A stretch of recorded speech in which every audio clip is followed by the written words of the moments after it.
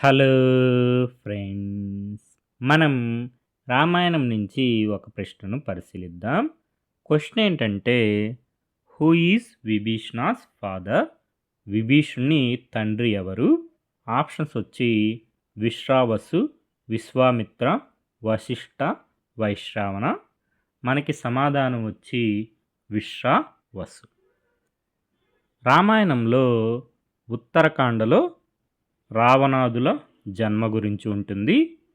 విశ్రావసు కైకసి పుత్రులే మనకి రావణ, కుంభకర్ణ, విభీషణులు. విశ్రావసు సుమాలి కూతురైనటువంటి కైకసిని వివాహం చేసుకోవడం జరుగుతుంది. కైకసి ప్రార్థిస్తుంది ఏమంటే, ఆమె అసుర సంధ్య వేళ కాంక్షించడం వలన క్రూర రాక్షసులు జన్మిస్తారు అని చెప్పి విశ్రావసువు కైకసితో చెప్తారు. అప్పుడు కైకసి ప్రార్థిస్తుంది, స్వామి, వేదవేత్తలైన మీ వల్ల అంతటి దుష్టులు నాకు జన్మించడం తగదు, నన్ను అనుగ్రహించండి అని ప్రార్థించింది. అప్పుడు విశ్రావసువు, భద్రే, నా వల్ల నీకు కలిగే కుమారుల్లో కడగట్టు బిడ్డ విభీషణుడు, అతడు ధర్మాత్ముడవుతాడు, సందేహం లేదు అన్నాడు.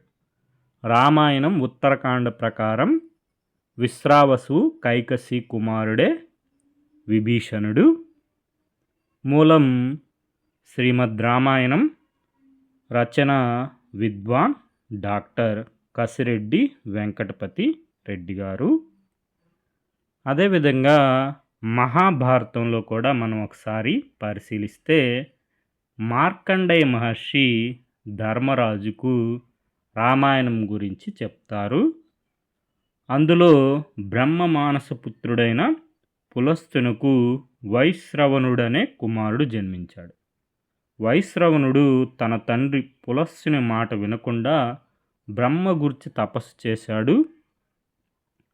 నలకుబేరుడు అనే కుమారుడిని, లోకంలో ఉన్న ధనానికి ఆధిపత్యాన్ని, లంకారాజ్యాన్ని, శివునితో స్నేహాన్ని కోరుకున్నాడు.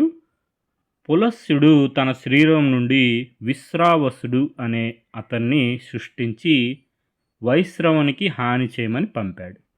ఇది తెలిసి వైశ్రవణుడు విశ్రావసుని వద్దకు వెళ్ళి, అయ్యా, నేను నీకు పుత్ర సమానుడు, దయచూపండి అని ప్రార్థించారు. ఆయనకు నృత్య, గీత, విద్యా విశారదులైన పుష్పోత్కట, మాలిని, భక అనే రాక్షస వనితలను సృష్టించి ఇచ్చారు. వారు విశ్రావసుకు పరిచర్యలు చేస్తున్నారు. విశ్రావసుడు వారికి సంతానాన్ని ప్రసాదించారు. పుష్పోత్కటకు రావణుడు, కుంభకర్ణుడు, మాలినికి విభీషణుడు, బకకు కరుడు, శూర్పణఖ అనే కవలలు జన్మించారు. మహాభారతం అరణ్య పర్వంలో మార్కండేయ మహర్షి ధర్మరాజుకు చెప్పిన రామాయణంలో విభీషణుడు ఎవరి కుమారుడు? విశ్రావసువుకు, అదేవిధంగా మాలినికి జన్మించినటువంటి కుమారుడు విభీషణుడు. గమనించగలరు. మూలం మహాభారతం, అరణ్య పర్వము, షష్ఠ ఆశ్వాసము. తెలుగు అనుసరణ కవిత్రయం పాదరేణువు మొదలి వెంకట సుబ్రహ్మణ్యం గారు. Okay friends, thank you for watching.